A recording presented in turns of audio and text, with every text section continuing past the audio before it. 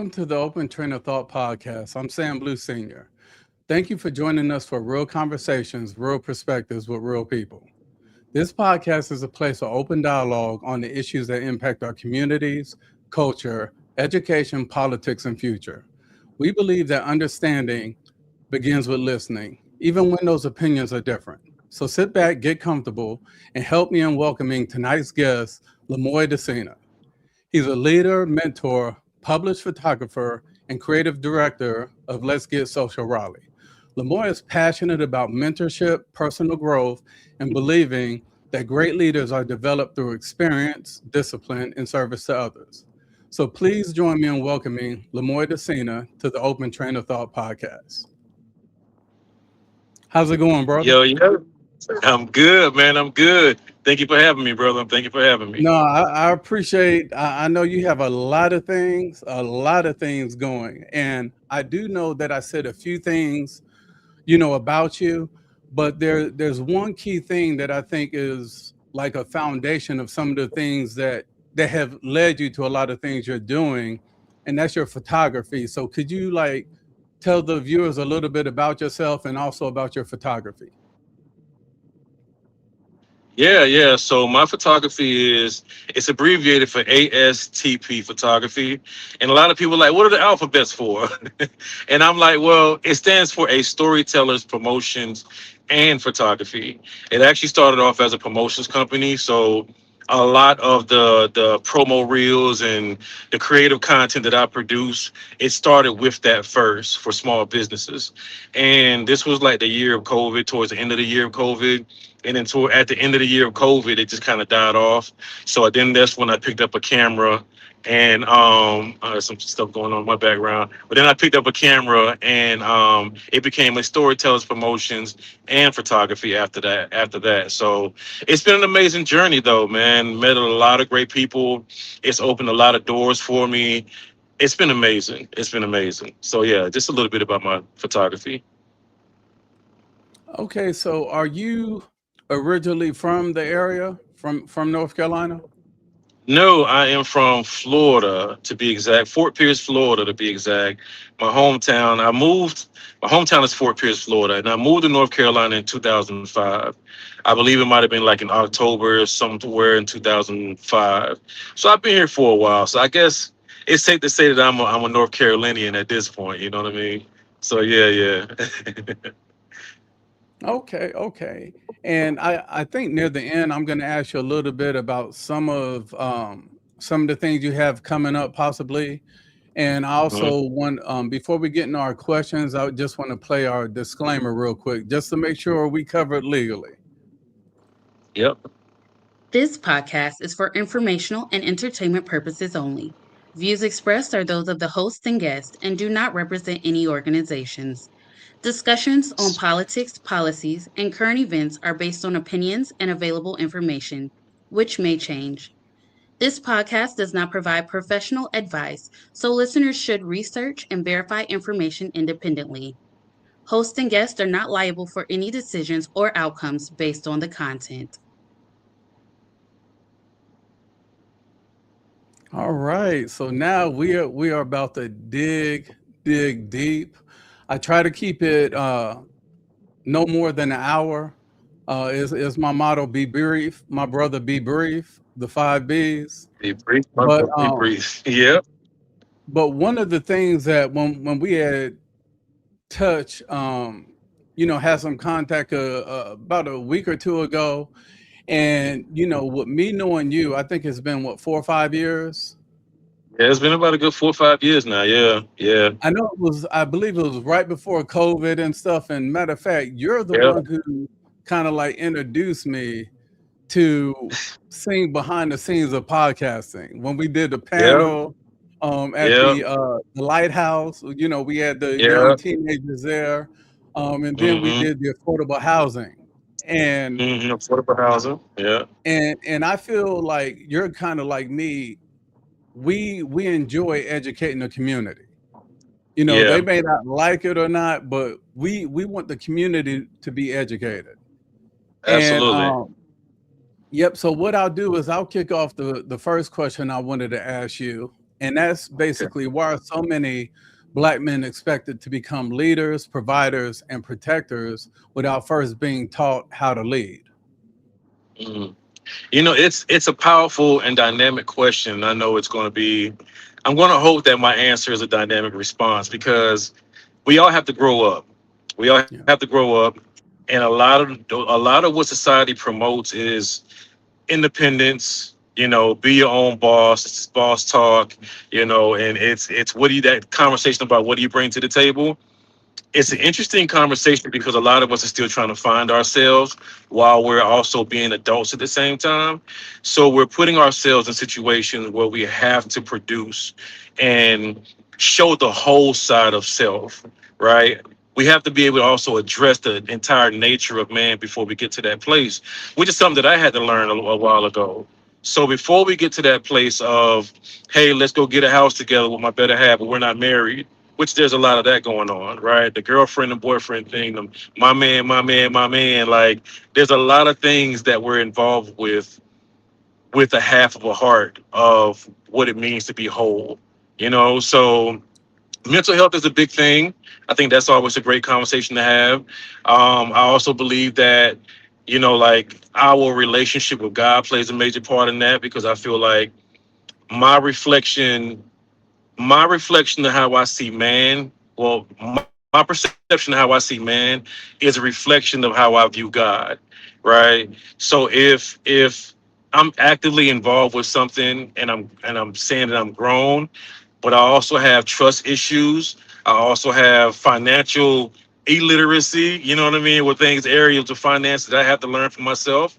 If I can't write a check or balance a checkbook, like there's a lot of things. There's anger management that's apart from past traumas and hurts. There's a lot of things that's tied to reasons why we're expected to be a thing that we're not ready for. And I think that's the response that I'm trying to find. It's like, we're expected to be something we're not ready for because we haven't done the work yet. So in the public eye, it just looks like, well, why did they even waste their time to get together? He know he has anger management problems. She knows she has trust issues. All of those things play a major, major part. So I think doing the work with self is the answer to the question. We have to be able to find time to spend time alone, enough time alone, if it takes that. Or you can build a team.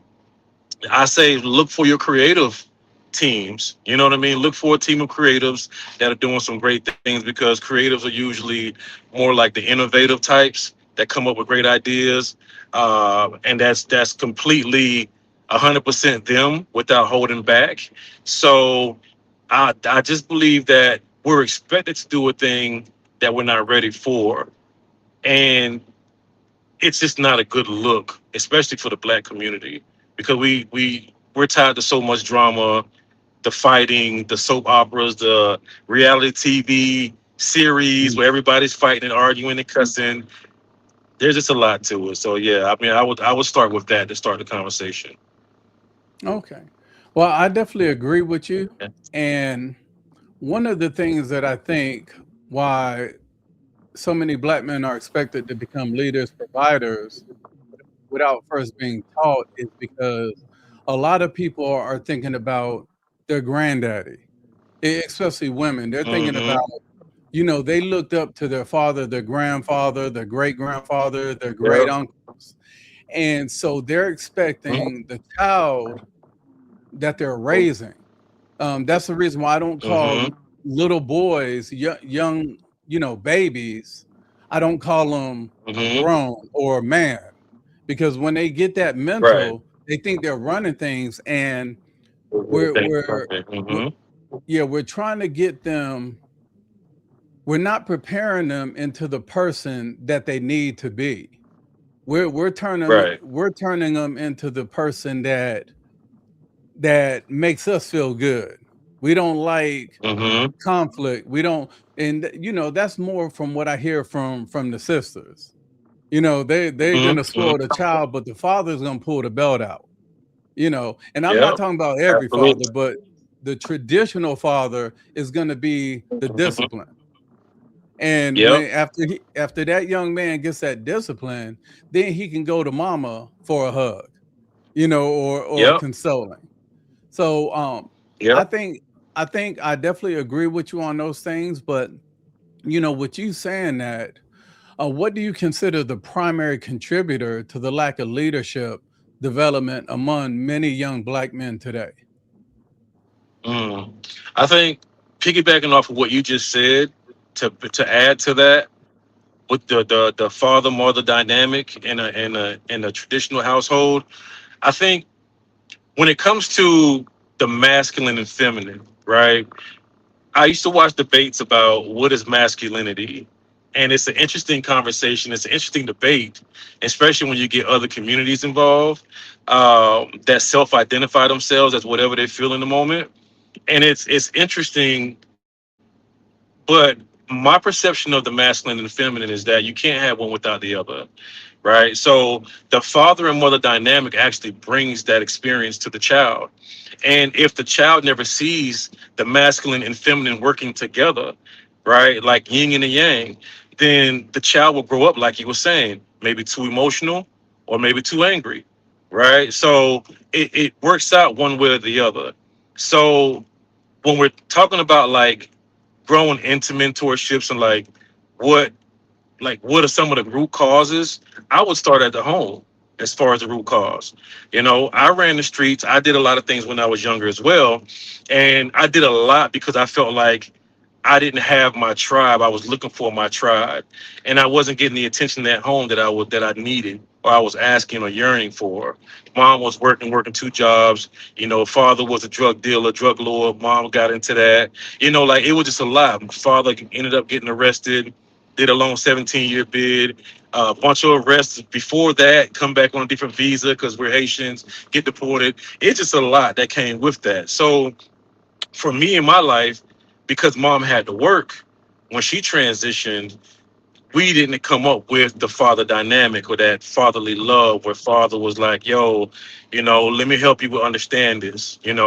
So when I look at my relationship with God and I talk about this openly, I am a pure person before God's eyes. You know what I'm saying? So again, if I feel like I need to cry, I need to cuss in the moment, I cuss. Like if I feel like I'm just like I just need God, you just to hear me out, then I do that. Like I really treat God like a literal father that I never had.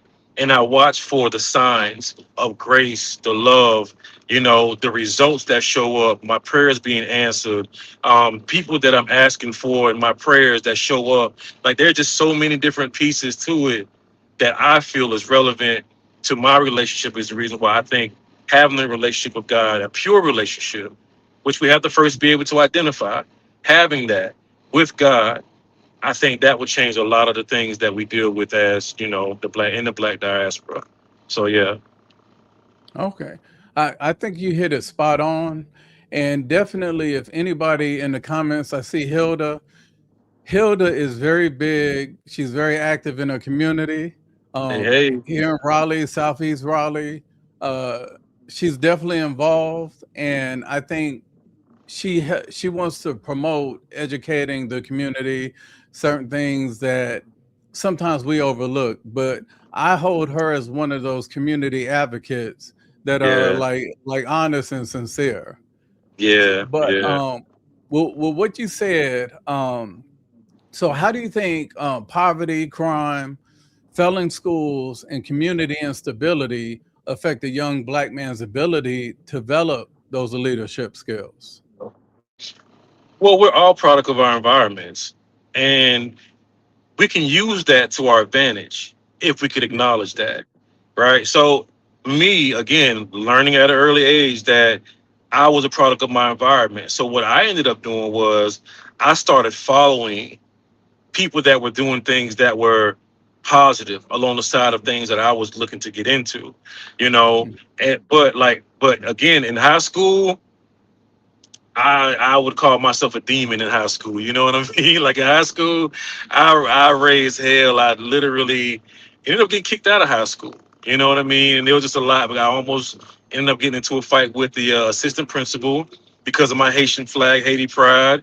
Got into that. That I don't know. A lot of people don't know the story, but every Haitian Flag Day each year, I will post a picture, which is a high school picture with myself in hair when I was in high school, and two cousins of mine, two guys, and we all had like some money in our hand or whatever. Yeah, yeah, yeah, yeah, yeah, yeah. Well, the backstory to that is I ended up getting kicked out of school that same day.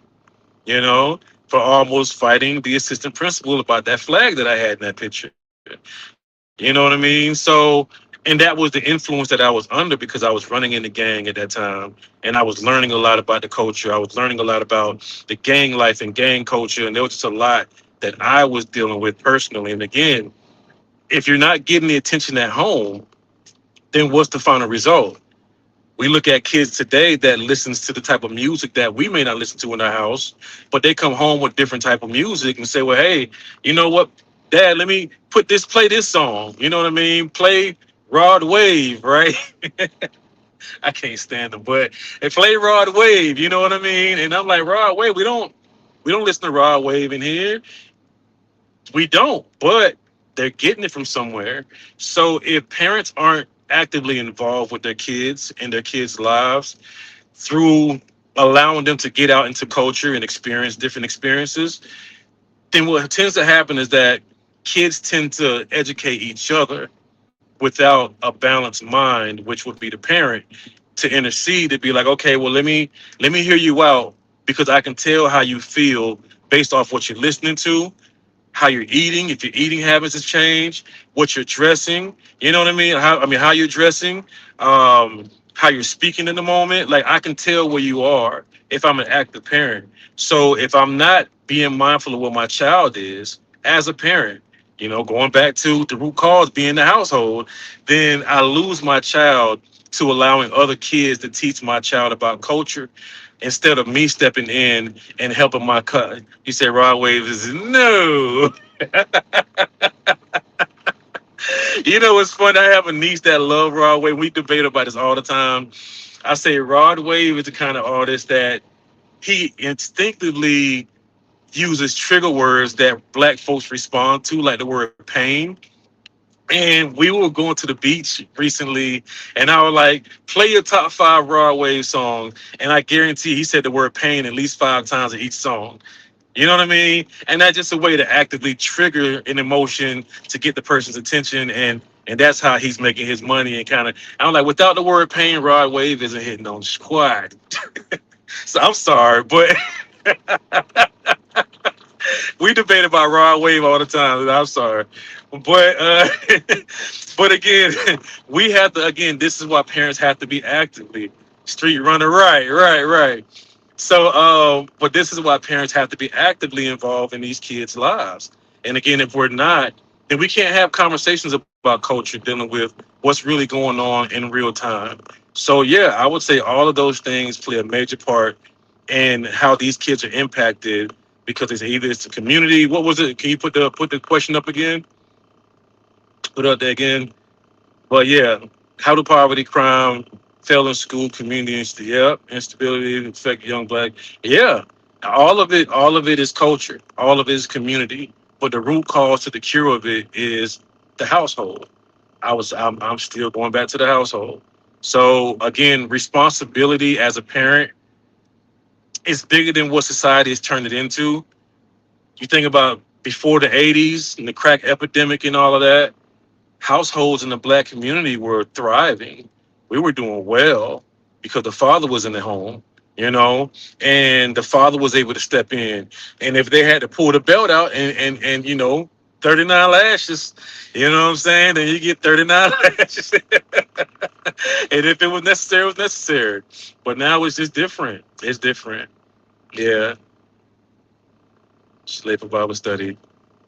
Oh, you muted. You muted. You muted, Sam.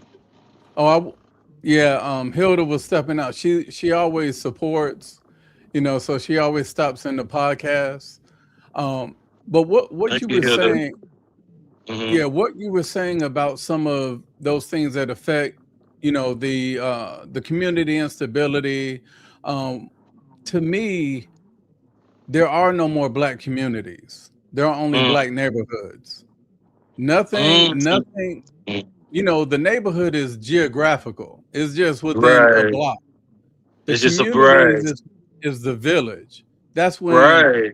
if I see a young man acting up, I could discipline him. That being discipline, yes. But now you'll get a knock on the door, and the mother is like, If you have a problem, you come talk to me and let me, And then the young man sees that. Mm-hmm. So I Mm-hmm. think when that happens is like they're not learning conflict resolution. Yes, And to exactly. me, and well, before I go into that, I want to kind of like ask you. It's kind of like a part two to that question. Um, what impact does growing up without a positive male role model have on a young man's confidence, decision Mm, making, and future success? And that's what I was like. I'm thinking about like the conflict resolution. What are yeah, your thoughts on that? man, like that one's heavy because it speaks to me directly. Again, growing up without a father figure in the household, just mom in the home. So as far as decision making goes, I believe that everybody wants to do what's right at some point in their lives. I believe everybody wants to do what's right, and then even in the decisions that they make, I do believe that people have the best interests at heart, the best, but it's also according to the best of their ability based off the knowledge that they already possess. Yeah. So they don't have any prior knowledge or experiences and new things and new ventures. Um, Let me see. It's Mississippi. I grew up in. It's the Venice. Wow, wow. So if they don't have the prior knowledge and the experience going out into the real world, then yeah, there will be a lot of frustrating days because in your mind, or in my mind, I should say, I felt like I was doing the right things. I felt like I was, trying to help the best way that I could. But again, there's a lot of things about human behavior that we don't understand growing up.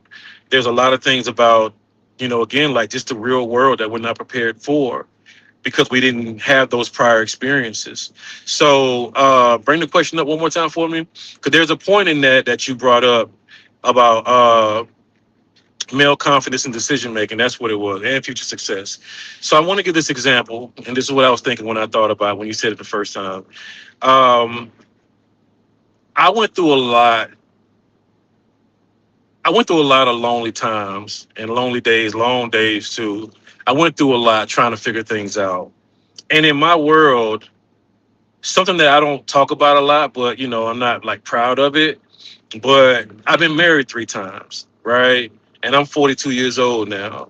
So a lot of people are like, man, you married 3 times already. You 42, man, you move fast. And I'm like, well, a lot of it was more like religious reasons, those kind of convictions that came from my understanding based off of the religious ideologies that I was taught.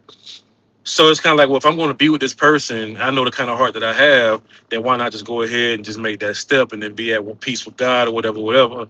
But like, I felt like in all of those decisions, dealing with the consequences of each divorce really taught me the real lessons, because going through a divorce and anybody that's been through a divorce, one is bad, but three is horrible. You know what I mean? Because starting over from scratch after you develop something with somebody, and now you have to go through the whole separation phase. If there's kids involved, that's just a big thing. So what I found myself doing was I found myself going through those processes, but also overcoming and bouncing back, right? And through bouncing back, my process of bouncing back, I learned a lot about myself through those processes. So in each occasion, I would learn more things that I didn't know before based off of what was lacking in that marriage. Right. So I would use it as a crutch to learn more about myself. So I'm reflecting. What was it that was missing? What were the arguments? What did I miss out on? So now after the situation's over, it's like, all right, well, what could I work on about myself now then? If I know Mhm. what happened or what the arguments were about. So now I'm taking time out to self-reflect, like really dig deep, and learn how to do new things that I was lacking in my marriages. So, and every time that I learned something new, I learned that my value increased. my self-worth increased, right? And every time my self-worth and my value increased, that's where the bar stood for me, right? I had to raise the bar, which means I couldn't go back to the old thing that plagued me before. So anybody coming into my life in the future, the bar is raised, right? So if you haven't at least done the bare minimum of the things that I had to go through, not saying that they can't work, but I would prefer to just say I'm good on that. You know what I mean? Instead of going Yeah. back and saying, well, there's a potential of this person learning this new thing. Maybe I can see it in them, but they don't see it in themselves. So I think it can still work. I don't do that anymore, bro. I don't do that anymore. It's because it's like there's just certain things that we have to get through as individuals, which means we Mhm. all have our own journey and our own past. So again, it all started with me thinking that I was doing the right things, thinking that I'm going to learn by doing the right things and working with people that's going to trust and believe in me. But the real lessons didn't come until those divorces happened because I wasn't ready for each occasion. You know what I mean? Each situation of Yeah. being married. So so yeah, but all of that comes from the lack of parenting. I didn't have that growing up. My mom didn't get married until I don't know, she didn't get married until maybe like 8, 9 years ago, right? And she's like Yeah. 73 right now, So it's kind of like, again, like I didn't get that. I didn't see it growing up. I didn't even my mom didn't even tell us that she loved us growing up. And I may be the only person that she said to now every day that we talk, but like I didn't get that growing up. You know what I'm saying? So Mhm. I remember the first time somebody called me beautiful. You know what I mean? Like, and it Mm. didn't come from my parents or none of my family members. It was somebody I was actually with. And she was like, because I'm still trying to find myself. This was early on. And I'm still trying to find myself. And she was like, you're really hard on yourself, which I am still to the day. You're really hard on yourself. And somehow she brought it in and she slid it in there. I just want to let you know that you're beautiful. I'm like, I'm beautiful. And then I just kind of just paused for a second.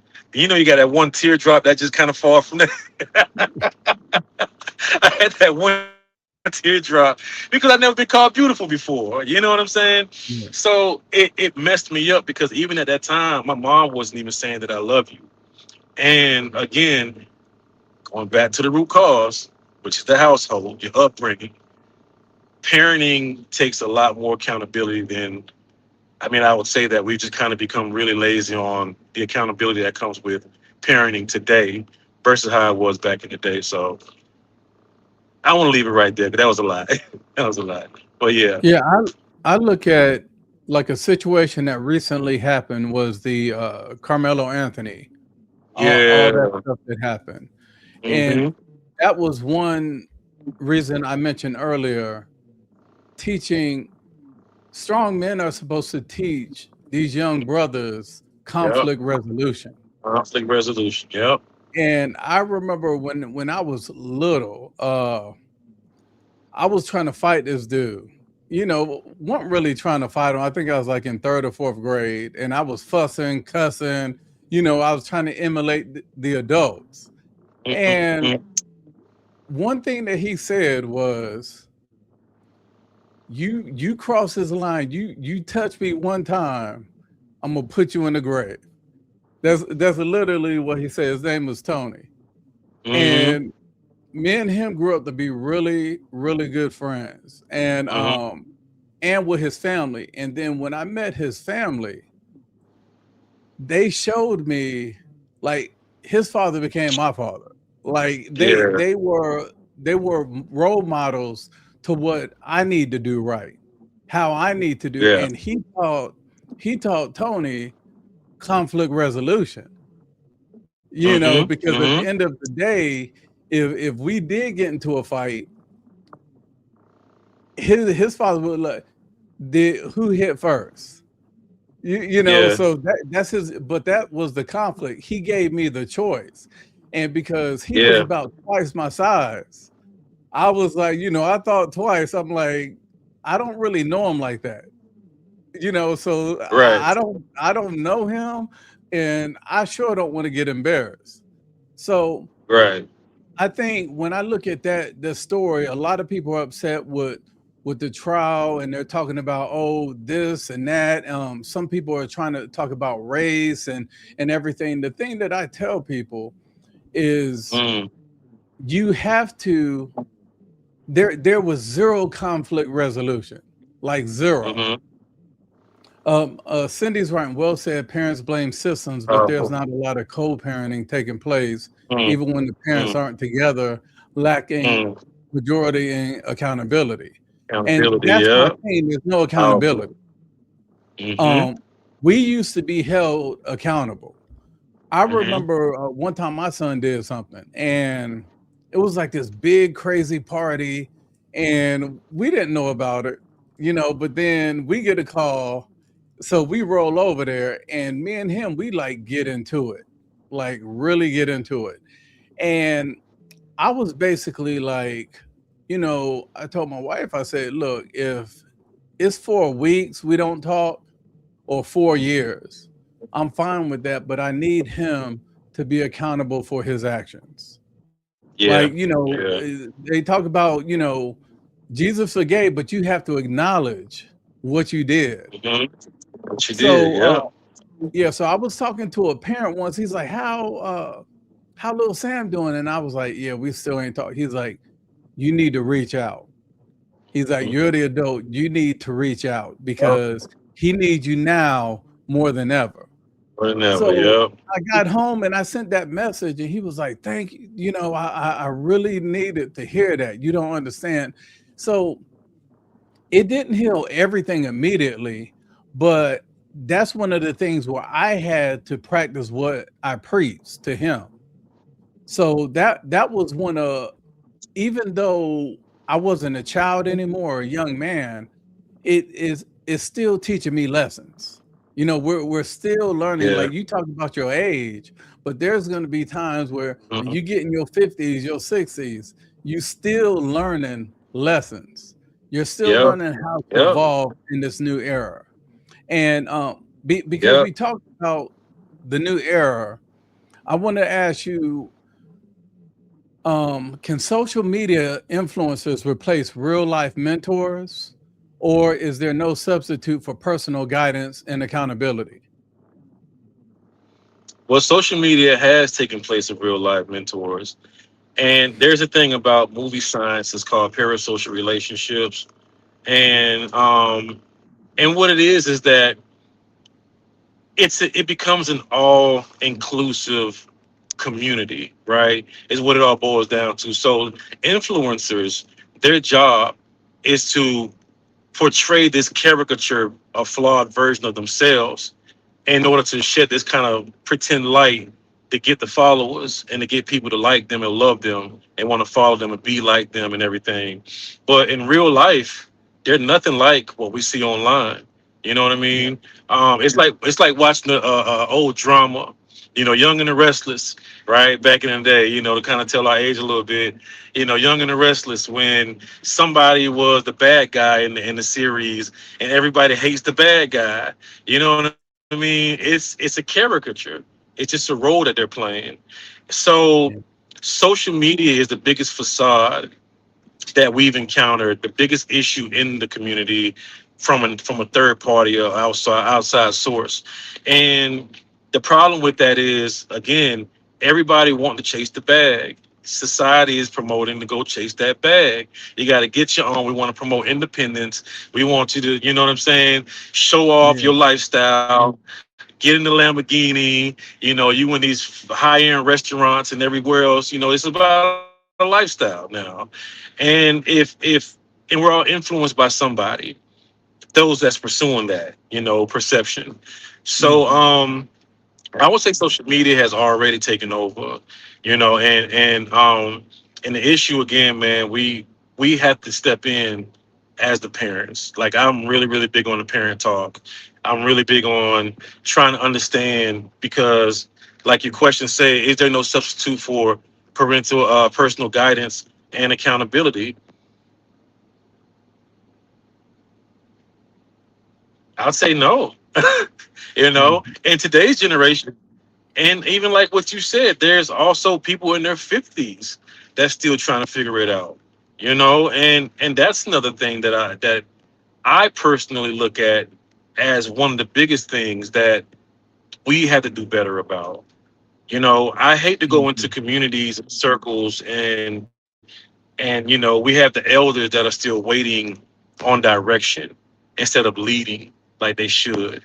You know, Mhm. like that hurts me to see that. That's just me and my personal walk. No matter what the Yeah. environment is, be church, it can be organization, whatever it is. If you're an elder and I look at you as an elder and you waiting on direction and you're not leading, it's a red flag for me. It's a problem in my little world. You know what I mean? So Yeah. we have to be able to step up and see where the needs are. And even if it requires for us to kind of go off track for a little bit to learn about a thing, just so we can teach that little bit of information that we obtain, then Yeah. it's necessary. It's necessary. So yeah, Well, let me ask you. I agree with a lot of what you said, but let me ask you, uh, what are the biggest mistakes that you see that you may have made or you see others making trying to lead before learning how to lead ourselves? mm, lack of Like what's accountability. a couple of Yeah, mistakes you may have observed? yeah, lack of accountability. You know, they say when you fall, you fall forward and you fall on the flock. So if you are taking in that role as a leader, Mhm. and you under this perception of like knowing it all without being honest with the flock and letting people know that, hey, I may not know it all, but we can learn together. You know what I mean? Like there's nothing wrong with that. You know, or I may not have it all together. Maybe my finances may be messed up and I got to tipper and tamper a little bit with the money we ain't supposed to be touching. It's okay to be honest Yeah. about that. I personally feel like that. You know, and I believe if the people are there to follow you and to support, then automatically, no matter what the situation is, they're going to support, right? Mhm. So again, there's a perception about being perfect, and Yeah. that perception has lost and impacted a lot of people in a negative light, where it's turned people from the faith, it's turned people from organization, it turned black men from loving black women or vice versa, right? Where now it's, well, I would rather go marry an Indian woman or a white man, or you know what I mean? And it's Yeah. all of that now, and we're at war and at odds with each other instead of it being a thing where we love on each other, you know? So there's a lot to that, but I think that would be the core of it, though. Yeah, yeah. What are your thoughts, bro? Yeah, I think it's You go. definitely one of those things that we all can work on. Um, I know sometimes my life was more trial by error. That's how I Yeah. grew up. My father, like you said, your mother, I think my father may have said he loved me maybe 3 or 4 times my whole life. But Mm, his way of love was providing a roof, providing food, yeah. providing clothing. You know, even holidays. I remember he would give us this Montgomery Ward book, and a lot of people Hmm. Montgomery Ward became Sears, and then so Okay. it would before Christmas there would be this big catalog, and he literally would give us the Hmm. catalog and tell us to pick what we wanted out of it. And when we would pick it, it was like Definitely. next thing we know, Travis, before what's up, brother? Christmas, yeah, right before Christmas, we get this big brown box, open it up, and the toys that we wanted were in that box. And he ain't gift Mm. wrap nothing. It was in whatever Montgomery Ward sent it in. That's what it That's came what you. in. That's how you found it. I mean, but we weren't mad at him. So my thing Yeah. is, um, I learned by seeing everything that my father did and what I Mm. missed, I kind of like added to it, when Yeah. raising our son, because I tell people our job as parents, especially as Yeah. fathers, is not to get our kids everything we didn't have growing up. Our job is to Hmm. get them the tools that we Yep. didn't have growing up. Yep. These kids now, even though especially the young men, I hear them making so many excuses. Like there's this one young man, you know, matter of fact, when we did that panel with those 18 and 19-year-olds, Mm-hmm. there was a young man there, and one of the questions was systemic racism. Mm-hmm. And I Yeah, I asked remember. them if they felt they experienced systemic racism. And one of the kids was like, I'm not sure if you remember this, but he was like, yeah, I see it at school. And I said, well, how do you see it? He's like, because all the black kids at my school, we can all fit in one room. And I said, well, how Mm, do you really know that? He's like, yeah, because before school start, all the black kids meet the one classroom. yeah. And I said, so it's your choice. He's like, yeah, it's my choice. And I said, so when y'all go to different classrooms and are you saying, are you being told because you black, you got to go to this class? Or when you go to your class, are there like Asians, whites, blacks? He's like, yeah, everybody's in there. So I think this generation, what they perceive is a whole lot different from when we perceived when we was 15 and 16. Mm-hmm. And what I try to do is kind of like break that down. Like, hey, you don't realize how good you got it now. Like literally, we got right now, you got a computer in your Yeah. hand Yeah. that's stronger than, some laptops. So I said Mm-hmm. to have that power, to have the internet, email wasn't created till I joined the army. Like they Mm, told us, oh, we have to create these email accounts. Like the technology, it was still writing letters, back then. mm-hmm. So I just think that to me, we have to like show the younger generation that you're not in dire straits. Mm-hmm. You can accomplish. I don't just tell young men they're kings. You show them they're Mm-hmm. king. I don't say, okay, Yeah. you're a king, but you're not going to be able to do this because you're black. You're not going to Mhm. like, Right. I don't want them to use That's their skin color as an excuse right. for them not being successful. Yeah. Because from the time I met you, like I seen how you've grown. I was talking to somebody the other couple of weeks. I was like, hey, guess who's gonna be on the podcast? And this is the top. He's like, man, he is amazing. He was like, he's like, I hope he receives everything that God has for him. And Amen I to was that. like, and you Amen. know who I'm talking about. But he was I'm trying to like, remember. You said he, Tony, which Tony? Tony Jones. Oh, okay. Yeah, yeah, yeah. Oh, yeah, yeah, yeah, yeah, yeah, yeah. Yeah, he Yeah. was like, he's Gotcha. doing big. He's doing big things now. He's like, I'm so proud of him. I hope he Yeah. receives One of my everything that mentor. God has for him. Hmm. Yeah, he's my first So photography mentor. Shout out to Tony Jones. Yeah. yeah, so those are the things like you never know how you touch people. And Yeah. what the way he lit up is like how you touched him. And Hmm. I just think that we need to just be around more young men to try to do those things. Like if we're doing photography, do like a photography clinic, kids in the community, because right now Hmm. this is everybody's camera, and then they run into Yeah. chat GPT, and then I look at Yeah. pictures that they post of their profile. I'm like, that don't He was even like, look who is like that? you. So I'm Yeah. like, it's Yeah. I wish people would stop using all these chat GPT profile pictures, because Mhm. it don't look like you. No matter what you want to think, it don't look like you. So Yeah. I just think that's one of the things. And oh, he says Montgomery Ward is definitely telling my age. Hey, Right. Right. Montgomery Ward used to be the spot. That's funny. Um, Tavis is one of the photographers that I work with too. We've been okay, growing together, man. Yeah, he's fairly new, but he is killing it right now. He is killing it. okay, So I'm actually one of his mentors that I work with him and a few other people too with photography. So it's pretty cool. oh, It's pretty cool. Yeah, okay. appreciate that, bro. Hmm. Yeah. So What leadership lesson do you wish somebody had taught you at 18 years old that could have changed the direction of your life? Hmm, that's a good one. The only thing I can think of is finishing what you started.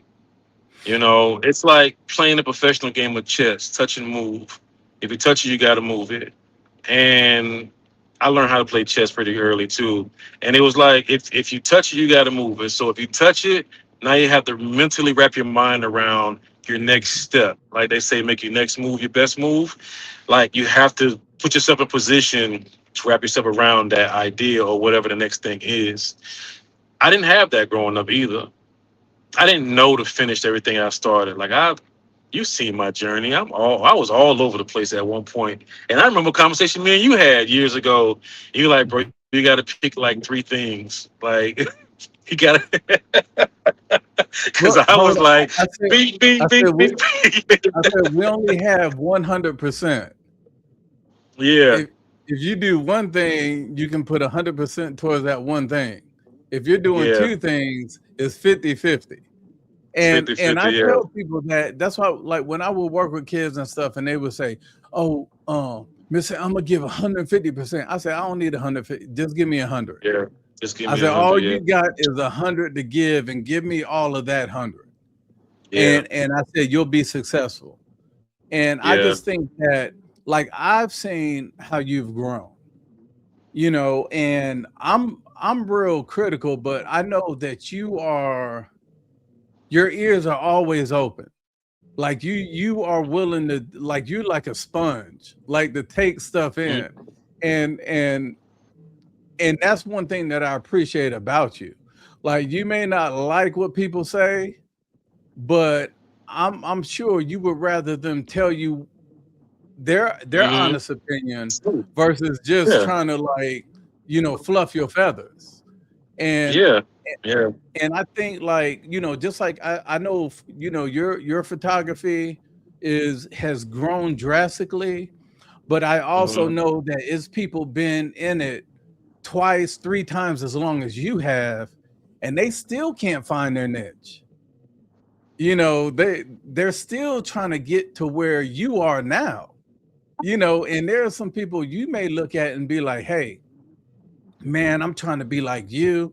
But then behind closed doors, he's like, "Man, I was about to say the same thing about Lemoi. I'm trying to be where he at." Yeah, So, yeah, that's the thing. As long as my main thing is, if I was 18 and somebody, I needed a lesson, it would have been more about me receiving it more, not yeah, receiving it now that I'm older. But at yeah, 18, I wasn't receiving a whole lot. yeah, I yeah. was, I was in the army. I was real militant. Um, I was at Fort Bragg, and I was sneaking. I was buying the final call. I Mhm. was trying to be in the Nation of Islam. I'm on Bragg Boulevard selling bean pies with a hot suit Right, on. 'Cause I was trying to find some type of direction or something because I wanted that. Mhm. And I think that, but then when I got settled into my unit, it was like, it's enough. I need to be prepared for war. I need to be Yeah. prepared for battle. Like, everybody in the unit stayed busy, Mhm. because if you wasn't perfect, somebody died. Yeah. Yeah. So that's a lesson I wish somebody had taught me, to be able to listen more. Like, I've Yeah. always been an observer, but I never really listened. Like, my wife says Yeah. sometimes she's a people watcher. She'll sit Yeah. there and she'll just watch people joke, whatever.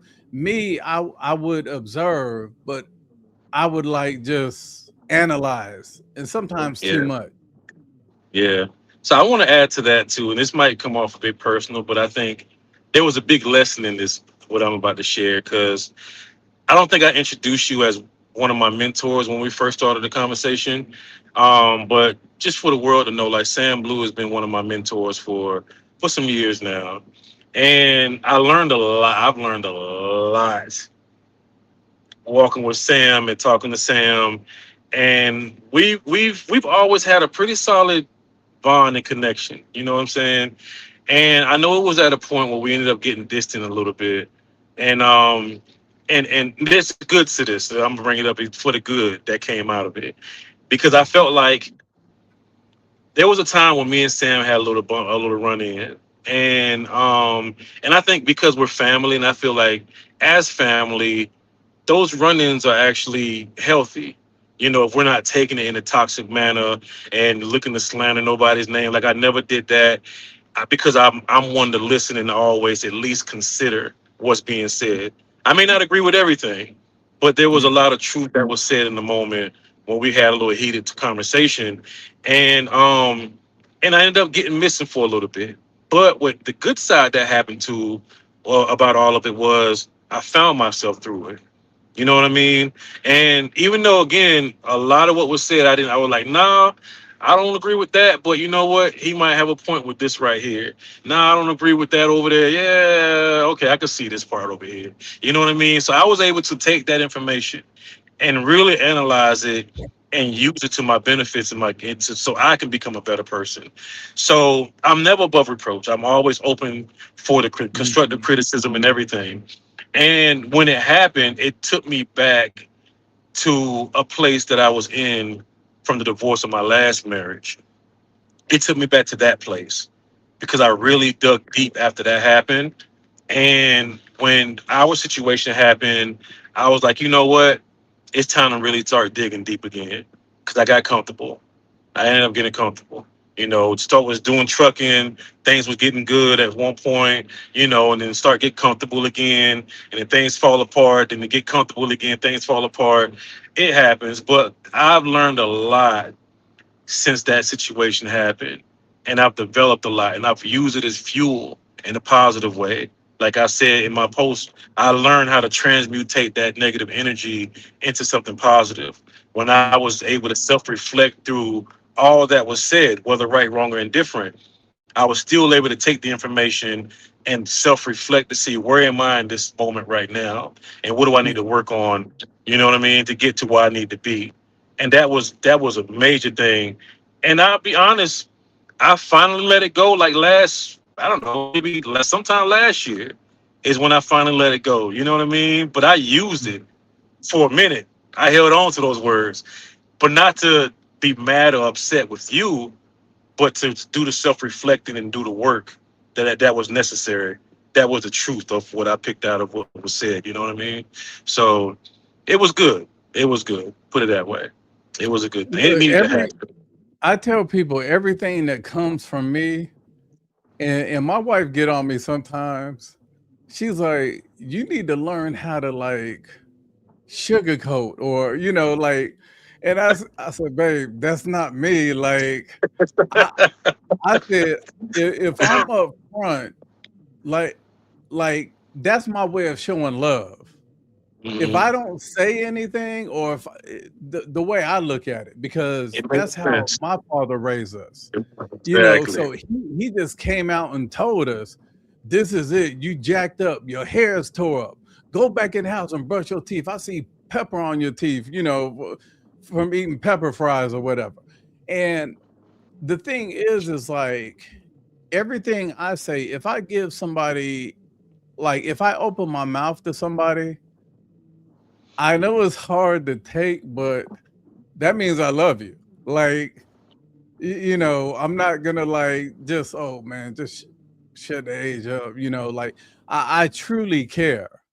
And it's one of those things that I say, even with my family, if there's something that we have a disagreement with, or don't see eye to eye, that was the purpose of creating a Hmm. podcast, is to Right, get right, that right. dialogue open back up.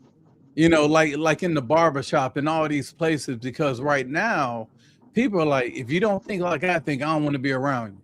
If you don't do what I Yeah. do, I don't want to be around you. I don't want to talk to you. Like people cutting off family. Like some of my family had cut off me because we just have Hmm. different perspective on things. Respect And is right. I can care less, because it's not going to change how I feel. And I tell people, like, what's important to you may not be important for me. So don't dog me Right. because that's not that important to me. So I really appreciate you saying that. And I wanted to I wanted to kind of like steer into what, like, moving forward for you. Like what are I don't want to see, like, ask you, like, who taught you the most about leadership, because I know you've done your thing, and you have a whole lot of good people in your life that's mentoring. And Yeah. I'm not sure if you remember this, but you was like, "Oh, you my mentor." I was like, "No, we friends." Yeah. Yeah. I told you that because I said, to me, the mentor is, it has been watered down for me, Yeah. but I consider you a friend, not a mentee. You know, Right. there's plenty of ways where you're higher, you're accelerating a whole lot faster than me. There's some where I may be a little bit, ahead, but then there's a lot of things where we're like equal. But the thing is that we're dynamic. We're you used the word earlier, but we're not stagnant.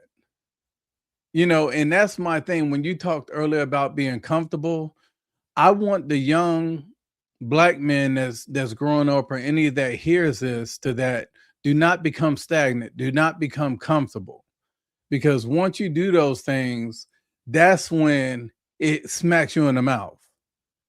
And the problem resolution will begin to teach that, how to deal with that, how to attack it head on, versus using something as an excuse, to saying something is Yeah. systemic when, like, if you broke, is it because you don't have good spending limits, or sound money management, or is it Mhm. because you was turned down everywhere you tried to get a loan?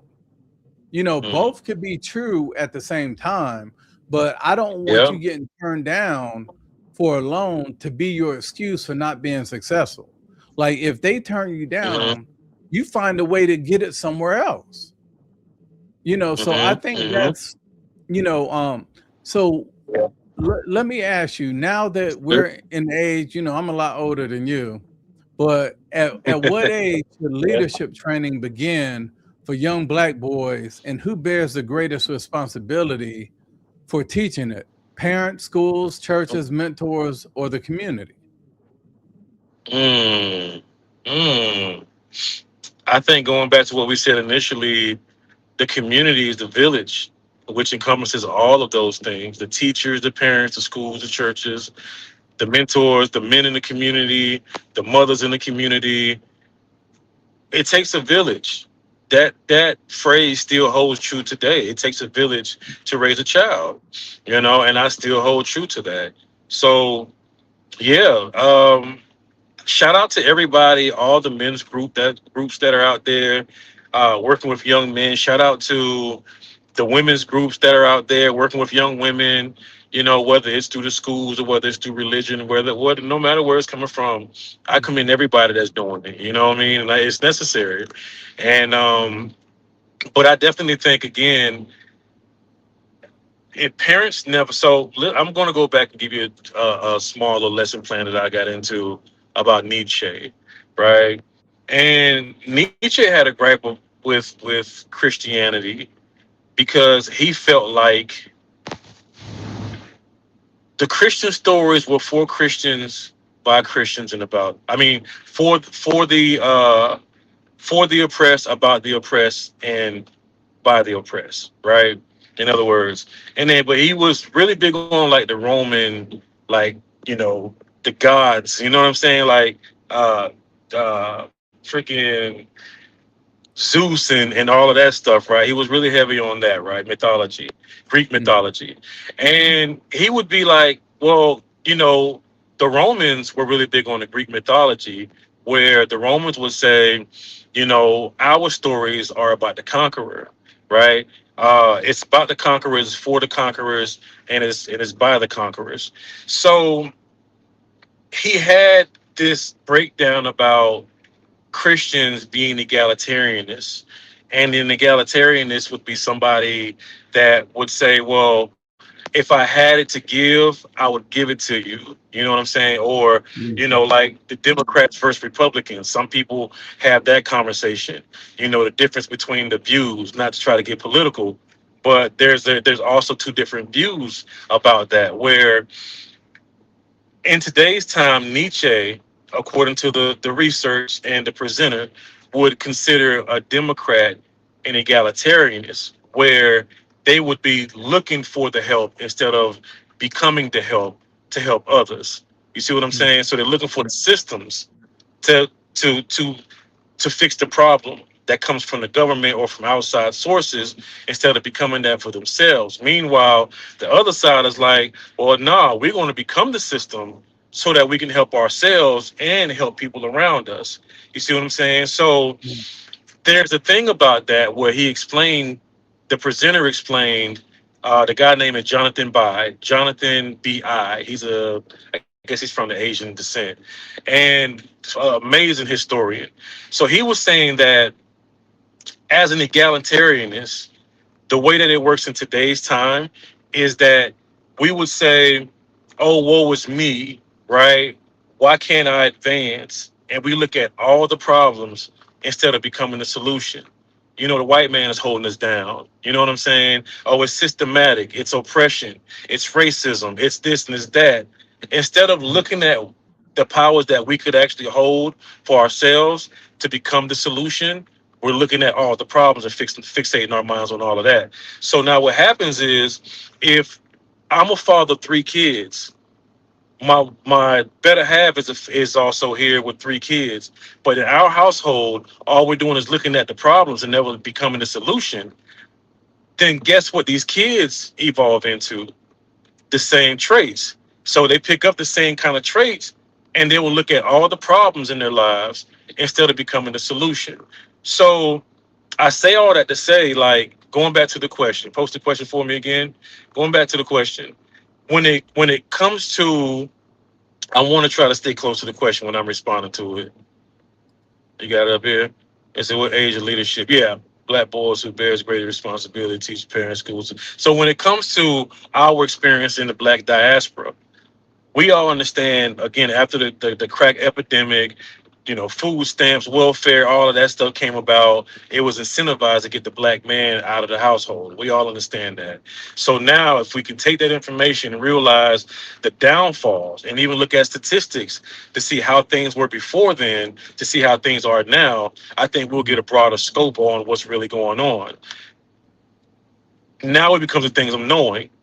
And as we learn more and we grow into the learning, we can do something about it, because it's no longer somebody else's fault at that point, because we're seeking for the information. Now it's something that we have to step into to do something about. You know what I mean? So Yeah. again, like, all of it plays a part. We need a village to step back in like we once had. I shouldn't be upset if my neighbor had to whoop my child. It happened to me growing up. I was in church one time acting up, and one of the mothers in the church whooped me in church, took me to the back, and tore my behind up. You know what I'm saying? So, but we need that. We need the village again. So that would be my response, though, bro. And I appreciate it. That was good. That was good. Yeah. Yeah, yeah. For me, it should start at birth. At birth, yeah, absolutely. When I see I saw the John Wick movie with Holly Berry in it, where she had the two Mornell's dogs, the guard dogs, and Guard you saw dogs, how yeah. disciplined those two dogs were. Mm-hmm. And so I started just researching the breed, and it was showing like at 2 weeks old, soon as they're able to get solid food, their training starts. Like literally, when that third week when they're transitioning, they're sitting, staying, attacking, barking, speaking, down, hump, hill. They're doing everything, and I think that's the same way. And I think when you Yeah. mention like the community, we Mm-hmm. have to get rid of the hood, the neighborhood, the ge Yeah. you know the geographical, Geographical. Yeah. we need to start back to the community. And that's Mm-hmm. where I think, like when people say the village, the only time I hear the village now is at funerals. We got the why little John got taken out, because we got to be strong. Like everybody talks, people will protest, but my thing is we should be on that every day, not just when somebody passed away. You know, and doing the GoFundmes and all that stuff. Mm-hmm. I'm not knocking that, but we have to expect better from ourselves. Yeah. Yeah. And I think if we're telling people our value that we're kings and queens, we need to reflect that. Kings and queens didn't complain. They didn't make excuses. They did what they did, and that's how it was going to be. That's true. That, if we want to call ourselves kings and queens, we need to start acting like it. You know, you Mm-hmm. know, a queen ain't a queen ain't wearing no bonnet. You know, go, In public. just like with the young brothers with the wave caps. I'm like, dude, y'all like Men are you wearing went up. bonnets though. They're wearing bonnets too. Oh, I know. Like I'm sitting here like, but the thing is like when you look back to before the crack epidemic and all those things, if we would say we going to the grocery store, the family would get dressed up. Like, Mhm. you wasn't going out in pajamas. You wasn't going out with Right. slides. You got Right. anytime you was in public, you was presentable. Like the Yep. movie Sinners. You saw all them people walking around, they got suits on, they got a shirt and tie on. Mm-hmm. Mm-hmm. And Going I to the think market. Yeah. we need to get back to not just being prideful for social media, for Instagram. We need to be prideful anytime we step out our door, we're representing our house. Yeah. We need to represent. And Yeah. so that was those are mainly the questions that, or some of the topics that I wanted to ask you about. um Mm-hmm. I do want to ask the viewers to like definitely hit the thumbs up. I think only like 6 people hit the thumbs up, like out of like 25 or 30. So Right. please hit the thumbs up, definitely Get that thumbs up, subscribe. yo. Definitely, when I do the replay, I'll have all the chapters broken out, and I'm also gonna have Lemoy's information. If you need Yeah. some photography stuff done, you have a Yeah. class Can I reunion, make an family announcement too? Can I make an reunion, announcement too? Mm-hmm. yeah, anything. I'm gonna have all the contact info, and I'm telling you, it's gonna be on point. You're gonna have somebody that is passionate about what they're doing.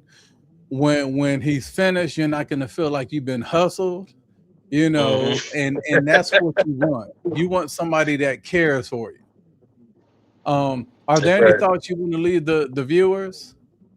Yeah. So I want to leave a thought, and I also have an announcement to make too, because we just launching something new.